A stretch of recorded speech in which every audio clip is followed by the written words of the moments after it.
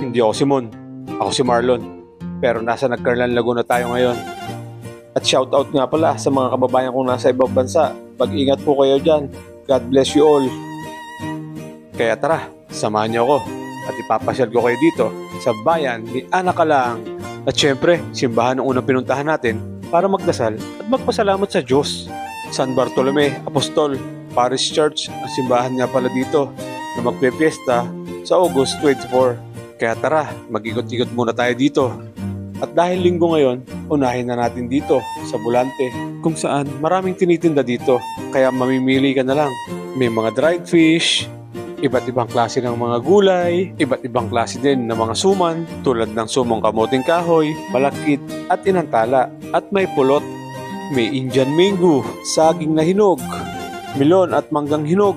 At syempre, may mga ukay-ukay din dito tulad ng shorts, pants at mga t-shirts at kung ano-ano pa.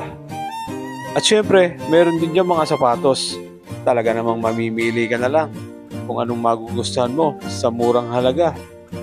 At ito nga pala ang aming Plaza Rizal kung saan marami naglalaro dito mga kabataan. At magtungo naman tayo dito sa palengke namin.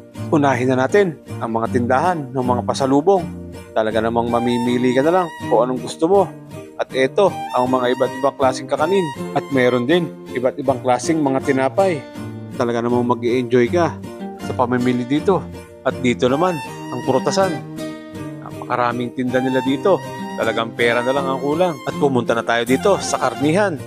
Dahil bibili tayo ng ulam. At dito tayo kila Boss Bolits. Bibili lang tayo ng 2 kilong liempo.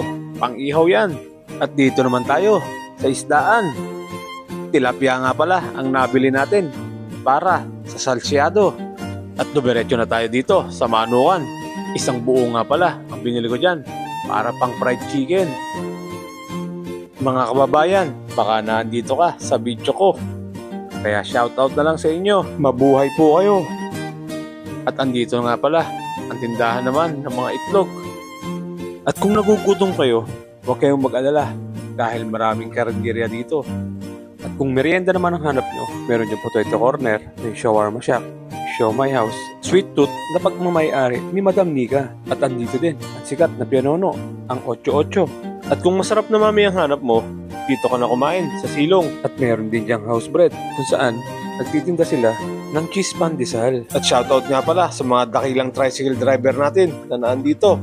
At eto nga pala ang mga ilang lumang bahay na makikita mo dito sa bayan namin.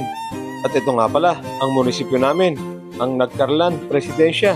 At dito mo din makikita ang Rebulto ni Anakalang. At nandito naman sa likod ang basketball court. At so ayan, may nabutan tayo naglalaro. Shoutout din sa inyo. At ito nga pala ang isa sa pinagmamalaki ng Nagcarlan, ang Underground Cemetery. At ito naman ang Yombo Lake kung saan maaari kayong maligo at magbalsa.